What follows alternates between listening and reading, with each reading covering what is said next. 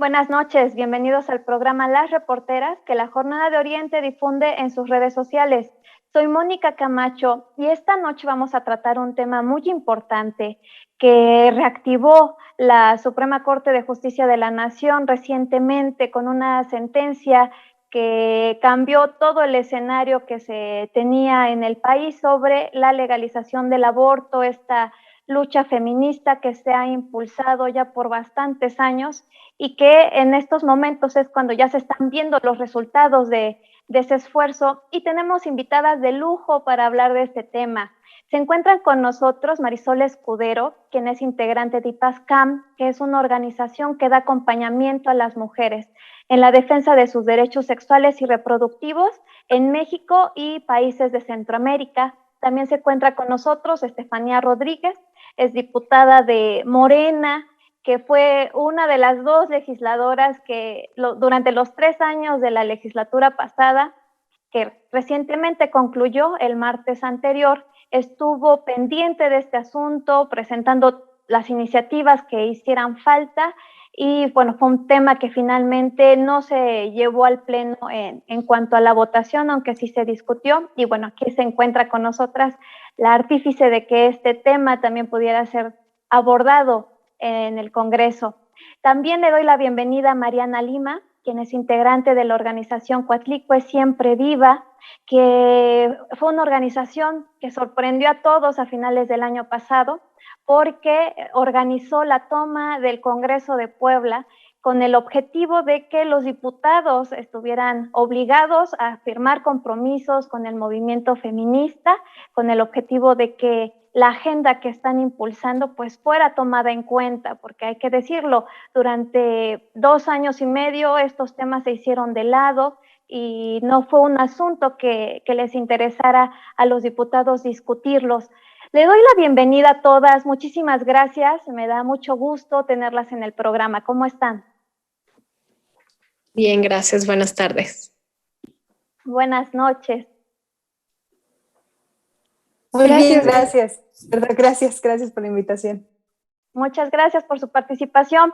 Y aprovechando que se encuentra la representante de IPASCAM, la abogada Marisol Escudero, me gustaría partir de un tema, de este tema, pero desde lo global, desde esta sentencia de la Suprema Corte de Justicia de la Nación, que despenaliza el aborto, aunque es solamente una primera etapa, hay que decirlo, despenaliza el aborto, declara que es inconstitucional los códigos penales de los estados que lo sancionen en un periodo cercano a la implantación del óvulo fecundado en el útero. También vamos a discutir ese tema.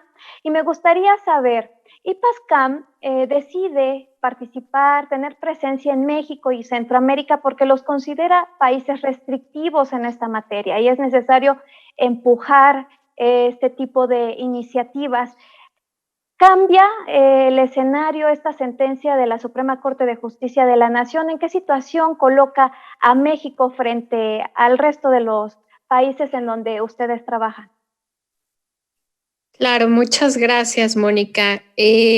Pues mira, creo que es importante aclarar que contrario a lo que se ha establecido de manera generalizada, lamentablemente la sentencia no tiene el alcance de despenalizar el aborto a nivel nacional. Lo que sí hace, y que no es menor, es declarar que es inconstitucional el criminalizar por un aborto tanto a una mujer o a una persona gestante o a un profesional de salud o a un acompañante en la provisión de estos servicios de salud y se pronuncia por primera vez de manera absolutamente a favor de garantizar el derecho de las personas a decidir respecto del acceso a este servicio de salud. Entonces, ¿cómo posiciona esto México a nivel internacional? Pues como un país en donde su Corte Constitucional, su Suprema Corte, reconoce el derecho a decidir de las personas como una medida que es compatible con el reconocimiento de los derechos humanos de las personas. Y en ese sentido, como oficina regional, para nosotros no solamente es importante el pronunciamiento porque sucedió en México, un país en donde durante el último año particularmente ha habido importantes avances en varios estados en cuanto a la despenalización del aborto voluntario y cada vez más queda claro y se refuerza ahora con la sentencia de la Suprema Corte que el derecho al acceso a servicios de aborto seguro es un derecho y que es compatible con los derechos humanos de las personas. Y a nivel regional, siente un precedente importante porque hay que recordar que particularmente en Centroamérica se encuentran algunos de los países, de los únicos países en el mundo que tienen penalizaciones absolutas al aborto. Esto es, no se permite ningún supuesto, ni siquiera cuando esté en riesgo la salud o vida de las mujeres, de las personas gestantes o cuando fue producto de violencia sexual, el interrumpir un embarazo de manera legal y segura. Entonces, en ese sentido, este tipo de pronunciamientos por parte de altas instancias de justicia en los países de la región van sentando precedentes que empecemos, impulsen un reconocimiento del derecho a las personas a acceder a servicios de aborto seguros. Le lanzo la pregunta a todas las integrantes. ¿Ustedes qué consideran que cambió? No es la primera vez que el tema llega a la Suprema Corte de Justicia de la Nación, pero sí es la primera vez en la que los ministros toman una decisión de este tipo. ¿Qué cambió? Le pregunto a cada una de ustedes. Adelante, Estefanía. Gracias. Primero, gracias por la invitación, gracias a la jornada y muchas gracias también a las que nos acompañan aquí, a Marisol, a Mariana, a Mónica. Muchas gracias por este espacio y esta invitación. ¿Qué cambió? Cambian muchas cosas. Creo que el mensaje fue muy fuerte para todas y para todos en general.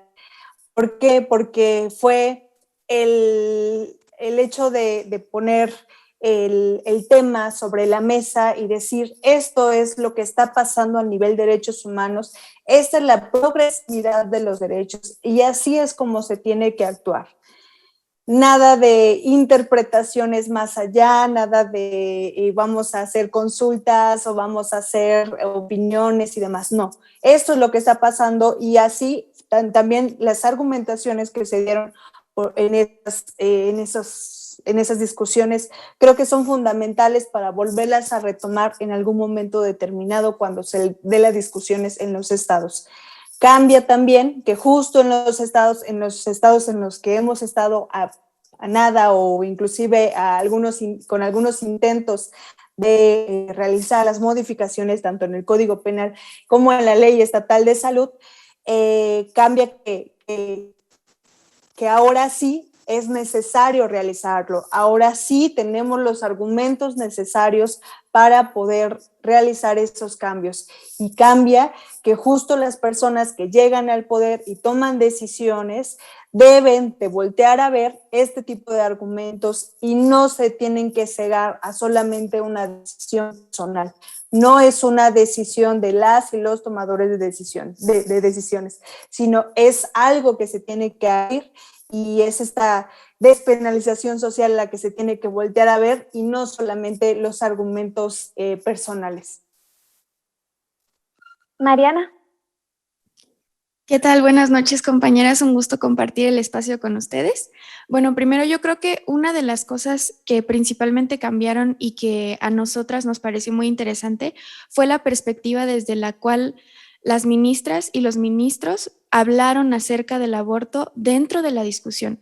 Por ejemplo, la ministra Piña destacó que lo que penaliza realmente el delito del aborto es la conducta sexual de las mujeres, ¿no? Esto creo que es un aporte muy importante porque los argumentos que utilizaron rebasaron, ¿no? el aspecto legal y también hablaron de ciertas cuestiones morales y sociales, algo que para la lucha es fundamental, porque no solamente cuando se habla de aborto se habla de la estigmatización y criminalización que tiene la fuerza legal, sino también todo lo que ocurre alrededor.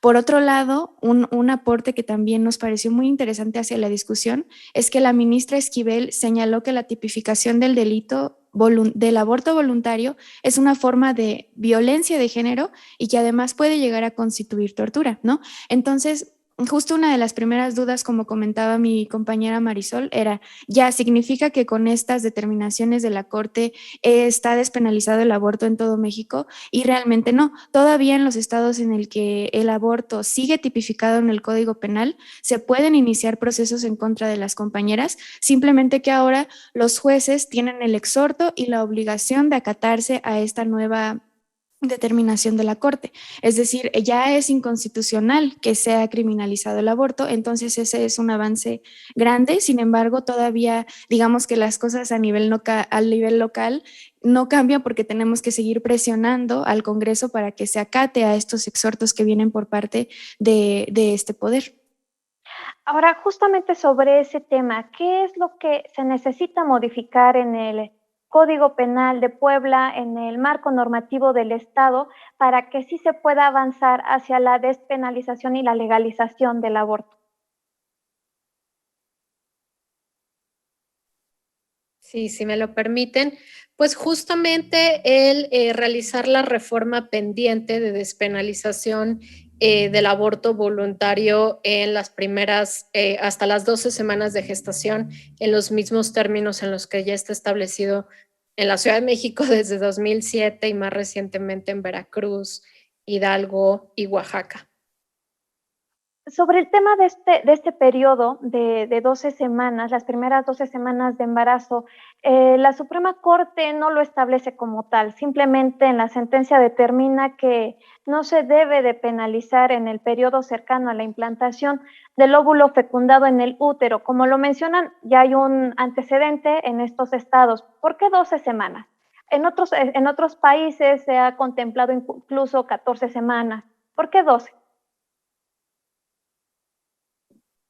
Si me lo permiten, creo que acá hay que considerar desde un punto de vista desde una visión global. La realidad es que no existe un estándar internacional sobre la existencia de una edad gestacional límite ideal. La realidad es que cada país decide por una diversidad de razones que pueden ir desde la científica hasta lo meramente político. En el caso, el ejemplo más concreto que tenemos, que es el de la Ciudad de México, cuando se dio la discusión de la despenalización, se decidió que las 12 semanas eran la edad adecuada porque con base en evidencia científica, ese es el momento en el que la interrupción del embarazo alcanza su punto máximo de seguridad como procedimiento. Fue una consideración meramente científica, pero si nos remitimos a, o sea, creo que también es importante mencionar que esto no significa que el aborto en semanas posteriores no sea seguro. Por eso tenemos ejemplos como Argentina, que recientemente despenalizó el aborto hasta la semana 14 de gestación. Inclusive si nos remitimos a los protocolos de provisión de servicios de aborto seguro de la misma Organización Mundial de la Salud, que son los protocolos para brindar el servicio a los cuales deben atender cualquier servicio de salud en el mundo, se habla inclusive de interrupciones del embarazo en segundo y hasta tercer trimestre de gestación, y esto porque hay que recordar que una persona, cualquier persona embarazada puede requerir en algún momento una interrupción del embarazo cuando, por ejemplo, la continuidad del embarazo implica un riesgo a su salud o vida, y entonces estas situaciones se pueden dar en diversas etapas de gestación. Le preguntaría a Estefanía, tú presentaste una iniciativa junto con la exdiputada del PRI, Rocío García Olmedo, un paquete de iniciativas que se heredaron a la actual legislatura, una legislatura que apenas comienza, inició el 15 de septiembre y que inicia después de este fallo de la Suprema Corte de Justicia de la Nación, una semana después. ¿Qué más prevén estas reformas que tú y que Rocío García Olmedo impulsaron? Porque me parece que no solamente es la despenalización, sino también ampliar las causales para despenalizarlo fuera de estas 12 semanas. Sí, les comento que esa iniciativa que presentamos fue un trabajo y un producto que se dio respecto a un parlamento abierto que se realizó en el Congreso del Estado.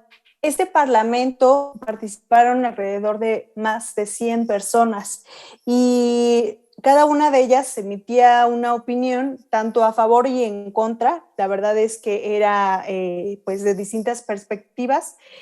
Y posteriormente a ello empezamos a trabajar de la mano con las propias organizaciones que empezamos a reunir cuáles eran las preocupaciones o cuáles eran los argumentos que teníamos.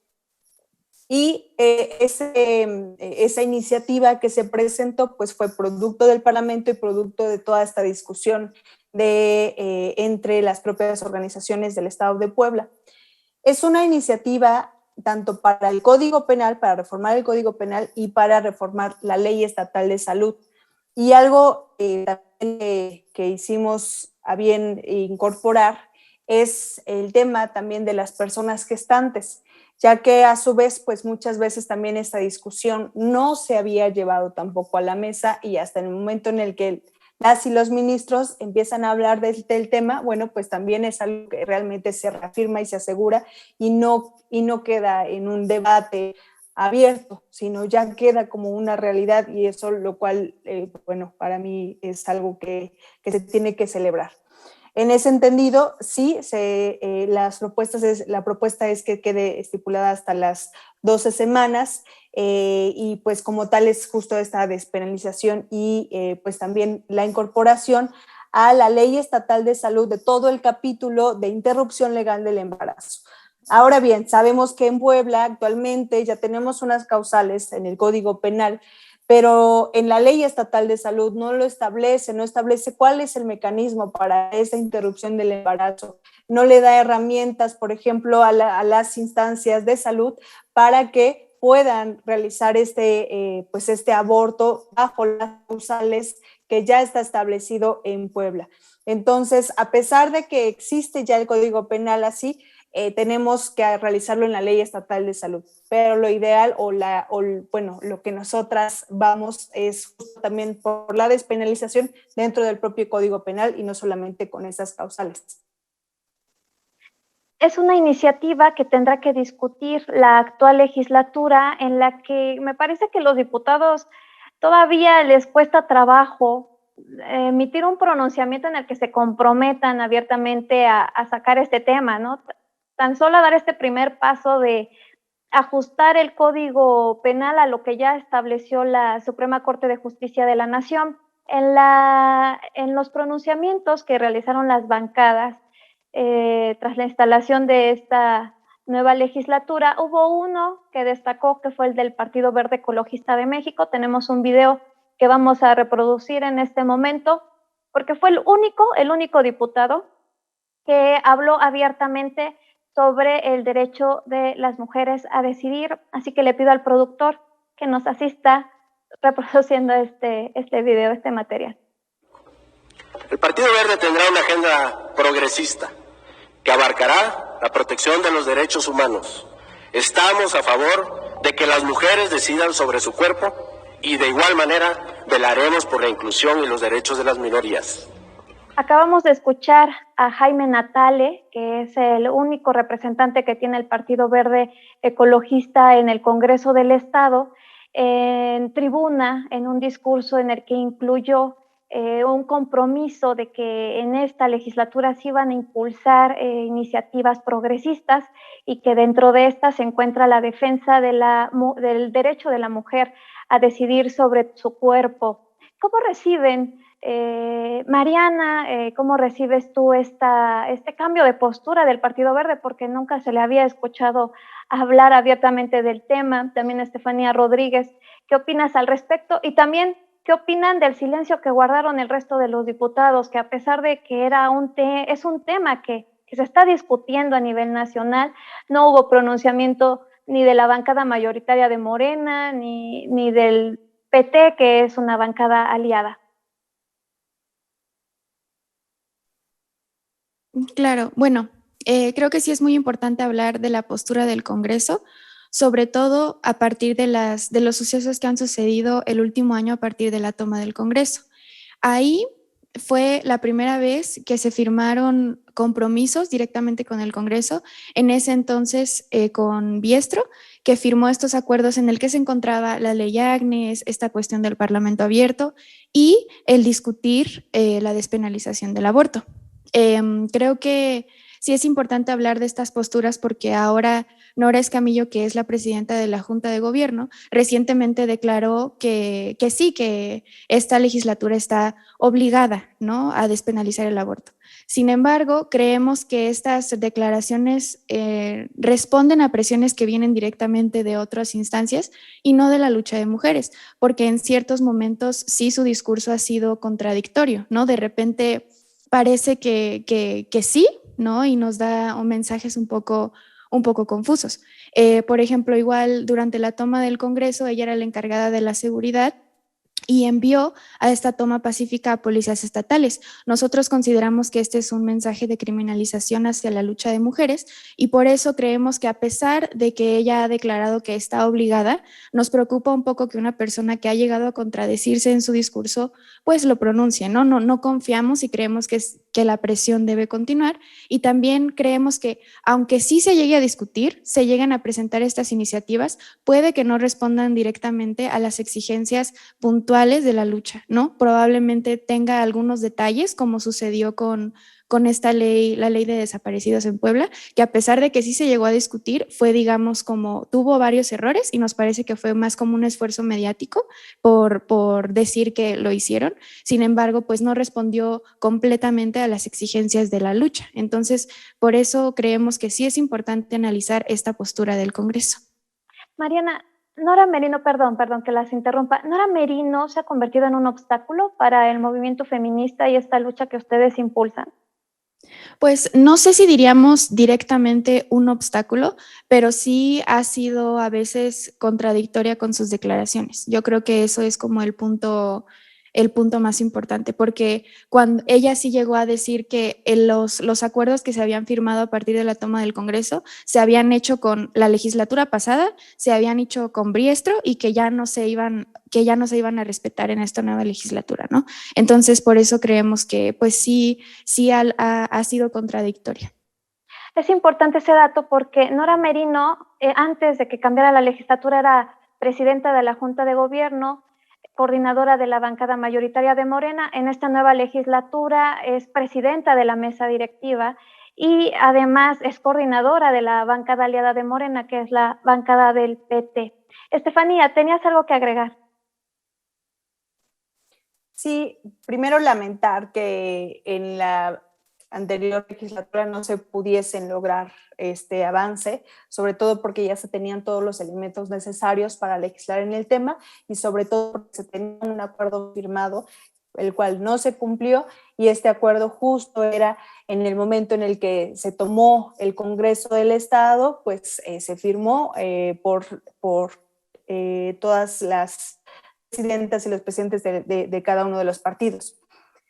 Coordinadores y coordinadoras. Y posteriormente, pues claro que se hereda estos acuerdos, claro que se hereda toda esta deuda que se tiene, sobre todo porque se tiene un compromiso y sobre todo porque hay personas que están repitiendo y se están reeligiendo y entonces en ese entendido no tendría por qué darse un borrón y cuenta nueva en absoluto.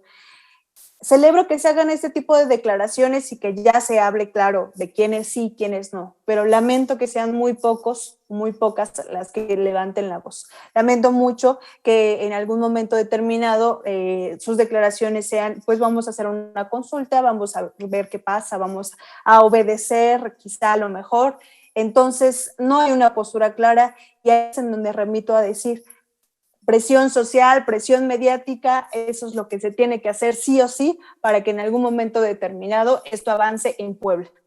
Estefanía, incluso el nuevo diputado del PT, Mariano Hernández, señalaba que se iba a abrir una consulta ciudadana después de que ya se hizo todo un ejercicio de parlamento abierto por un mes, ahora están proponiendo llevar el tema a una consulta ciudadana. Se está buscando retrasar la discusión en el Congreso.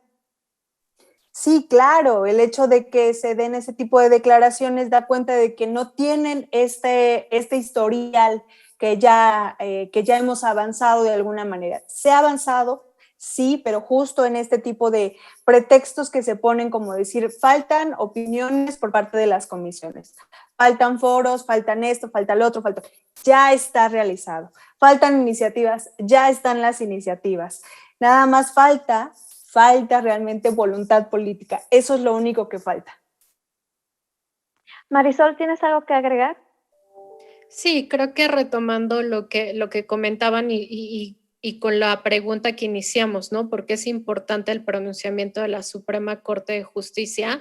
Es porque justamente la Suprema Corte está mostrando cómo este es un tema de derechos humanos y es un tema de garantizar la salud y la vida de las personas que requieren acceder a este servicio de salud en condiciones seguras y de calidad. Y creo que me parece esto es una invitación y un pronunciamiento claro de que esa es la responsabilidad con la que se tiene que discutir este tema y es algo que tienen que asumir las y los legisladores en su calidad de autoridades.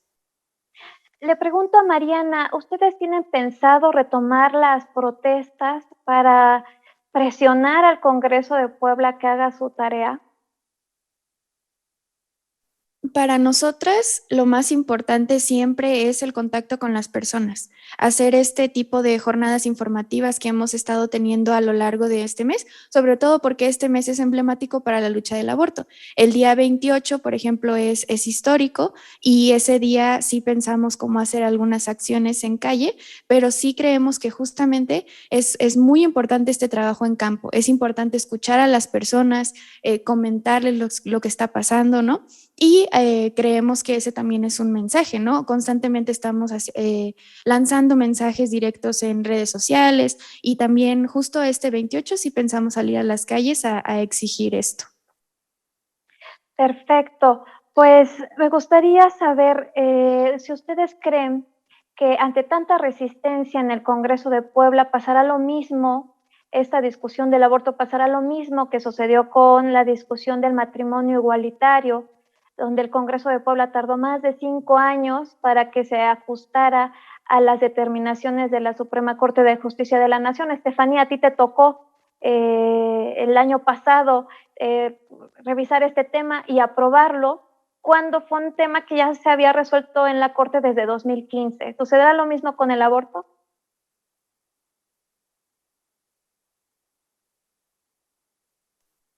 Esperemos que no sea así. Realmente esperemos que sí exista pues este despertar y que quizá la labor que se tenga que realizar, no solamente en las calles, justo con la propia sociedad, porque una cosa es que sepamos que ya estamos listas, ya estamos listos, porque en Puebla sabemos que las opiniones son diversas, pero en el entendido en el que ya realizamos justo estos foros, estos encuentros, esos parlamentos y demás, creemos y sabemos que estamos listas para realizar este cambio y poder despenalizar el aborto. Pero si no se hace la incidencia directa con las y los diputados, nos quedamos atrás. Entonces creo que es ahí en donde podemos realizar este cambio y donde vamos a continuar con esta presión justo mediática y social, a pesar de que, por ejemplo, como lo menciona, matrimonio igualitario se logró, a pesar de que los argumentos no eran que se logró por la progresividad de los derechos, sino eran porque estábamos en desacato, Puebla estaba en desacato y tenía que cumplirlo. Eso fue muy lamentable que se realizara de esa manera, pero al final se logró. Al final, pues tenemos matrimonio igualitario en Puebla y fue pues por esta situación que es más bien regañar a Puebla de que no ha avanzado en algo. Y esperemos que no sea de esa manera, pero si no hay de otra, pues que así sea entonces. Hay que continuar con esta presión, hay que continuar con también con esta presión nacional para que se presione a nivel local, porque es así como hemos logrado algunos de los avances. Y así como vemos las declaraciones, parece que así será todo. Antes de cerrar el programa, me gustaría saber si cuentan con datos del número de mujeres que han sido penalizadas o que enfrentan un proceso por haber abortado, ya sea en México o en el estado.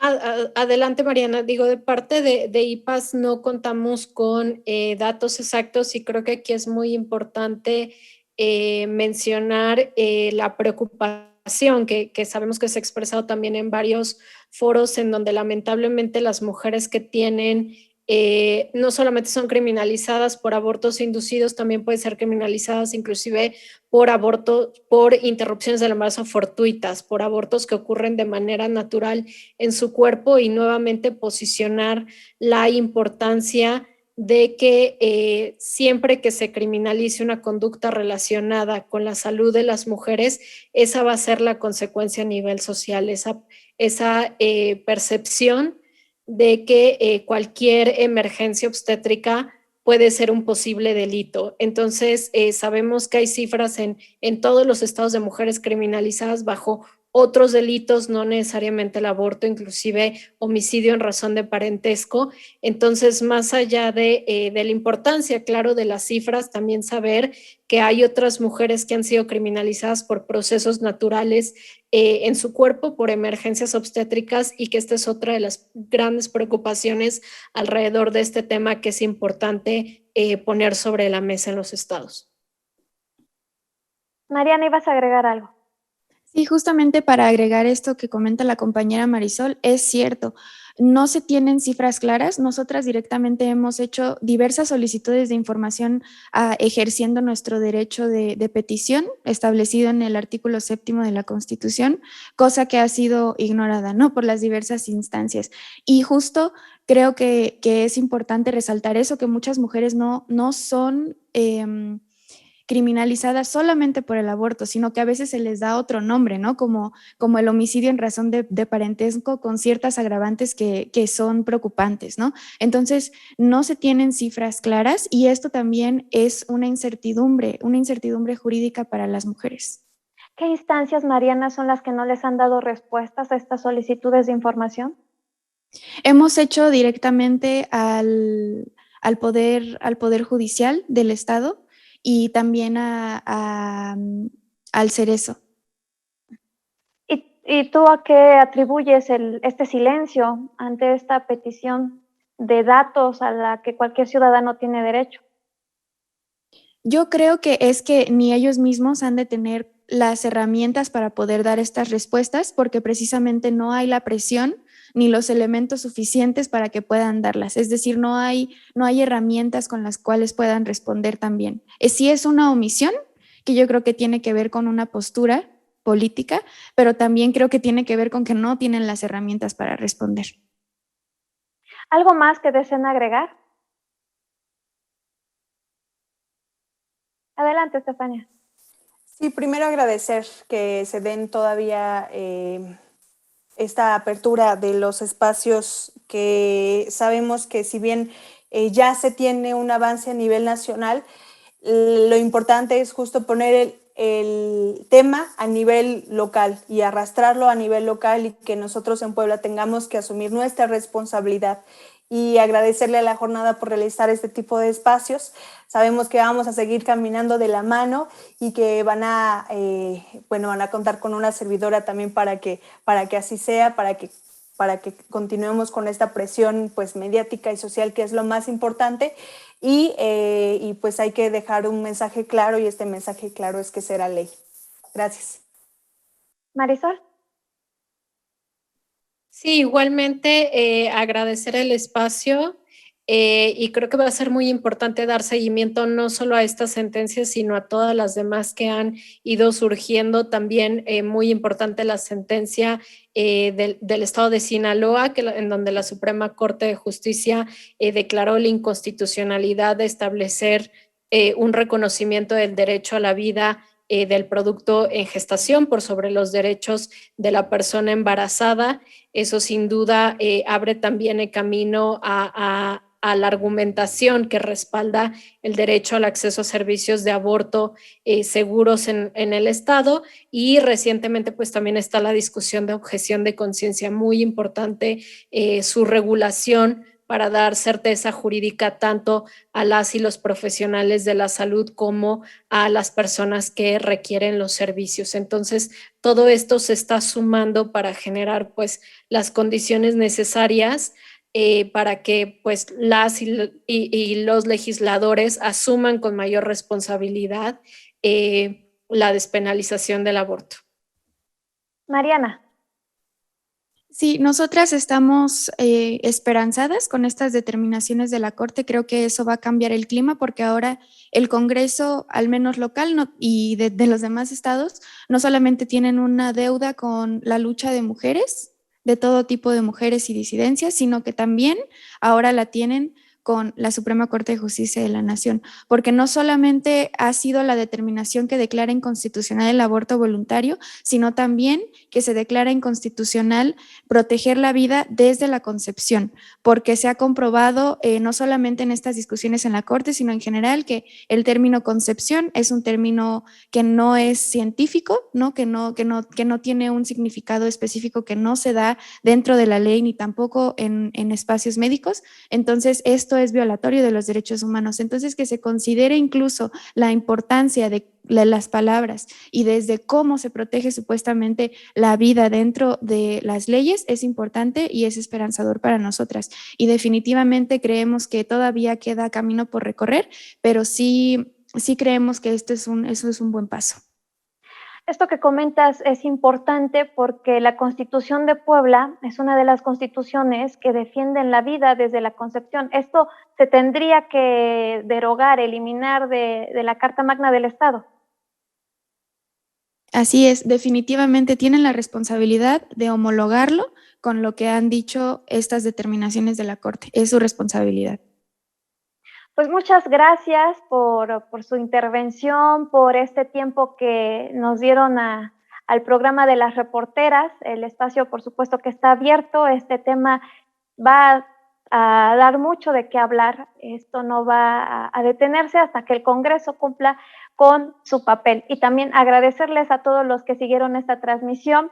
Ya nos estaremos viendo en otra entrevista para el programa de las reporteras. Hasta la próxima.